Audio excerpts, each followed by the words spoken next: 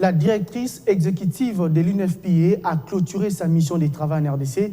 Durant 5 jours, Natalia Kanem a porté son plaidoyer pour le bien-être de la femme et des enfants, ainsi que les adolescents et filles dans toutes les autres institutions du pays, partout où elle est passée. Elle a évoqué l'importance de la planification familiale pour le développement de la RDC.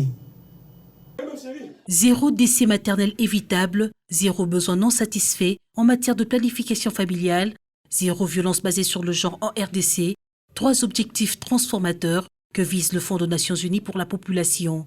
Durant son séjour en RDC, la directrice exécutive de cette agence des Nations Unies, dont la santé sexuelle et reproductive, est revenue sur l'importance de la planification familiale pour atteindre ces 3 objectifs qui contribuent au développement du pays et pour le bien-être de la mère et de l'enfant, ainsi que de la jeune fille et de l'adolescente. Pour clôturer sa mission en République démocratique du Congo, Natalia Kanem a visité la maternité de l'hôpital Biamba Marie Mutombo. Elle a salué le travail du corps médical et paramédical aux côtés des femmes qui accouchent. Ceci est un symbole immense et comme nous l'avons entendu, un symbole qui a permis à ce que des milliers de vies de femmes soient sauvées et que les femmes ne meurent pas en donnant la vie. Sachant qu'en République démocratique du Congo, il y a des docteurs, des infirmières et des administrateurs, des agents de nettoyage, réceptionnistes, conseillers qui aident à rendre la vie meilleure pour les femmes de ce pays. C'est donc une inspiration pour le continent et pour le monde. Je voudrais vous remercier, chacun individuellement, pour votre travail et vos œuvres.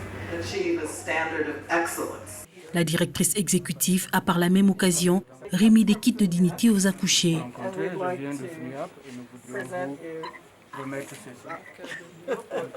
Durant son séjour de 5 jours à Kinshasa, la directrice exécutive du Fonds des Nations Unies pour la population a porté son plaidoyer au niveau des hautes institutions du pays. Avec le président de l'Assemblée nationale, elle a plaidé pour la réglementation de la profession des sages-femmes et l'importance du recensement général de la population et de l'habitat. Avec les membres du gouvernement, elle a insisté sur la collaboration avec son institution pour la promotion des droits en matière de santé sexuelle et reproductive.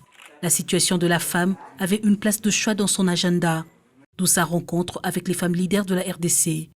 Natalia Kanem a également échangé avec la première dame de la République sur les priorités de sa fondation dans le domaine de l'éducation, de la santé, de l'autonomisation de la femme et de la lutte contre les violences basées sur le genre.